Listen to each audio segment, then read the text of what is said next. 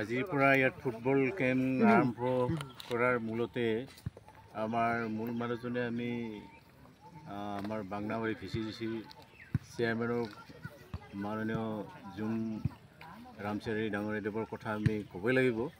তেখেতে বহু চেষ্টা কৰি তেখেতে আজিৰ এই ফুটবল কেম্পটো আমাৰ ইয়াত আনুষ্ঠানিকভাৱে উদ্বোধন কৰিলে আজি।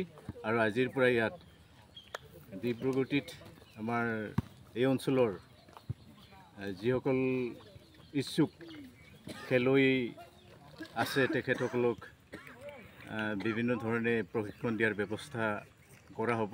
গতিকে আমি অনুৰোধ জনাইছোঁ সকলোকে, যিসকল ইচ্ছুক ব্যক্তিয়ে আজি এই ফুটবল ফ্ৰী কেম্পত অংশগ্ৰহণ কৰি তেখেতসকলে খেল শিকাৰ কাৰণে আগবাঢ়ি আহিব। তেখেত প্ৰত্যেককে আমি ইয়াত প্ৰশিক্ষণ দিয়াৰ ব্যৱস্থা কৰিম।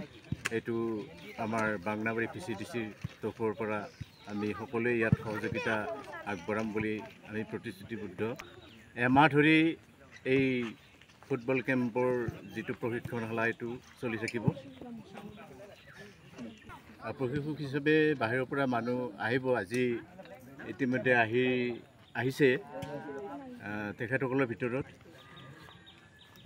গাঁৱৰ পৰা আমাৰ আহিছিলে, লখিমপুৰৰ পৰাও আমাৰ প্ৰশিক্ষক হিচাপে ব্যক্তি ইয়াত আহি উপস্থিত হৈছে।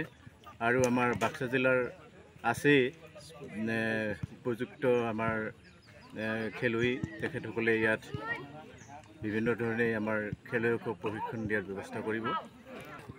সেইটো হয়, আগতেও আমি ইয়াত বিভিন্ন ধৰণৰ খেলা আমি অনুষ্ঠিত কৰি আহিছোঁ, ক্ৰিকেট খেলকে ধৰি বিভিন্ন ধৰণৰ।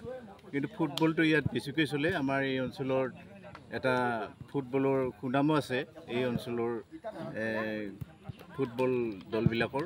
গতিকে সেয়েহে আমাৰ যিখিনি নতুন প্ৰজন্মৰ একেবাৰে 5-6ৰ পৰা যিখিনি ছাত্ৰ ছাত্ৰী আছে তেখেতসকলেও এই ফুটবলৰ প্ৰতি আগ্ৰহী হৈ উঠিছে।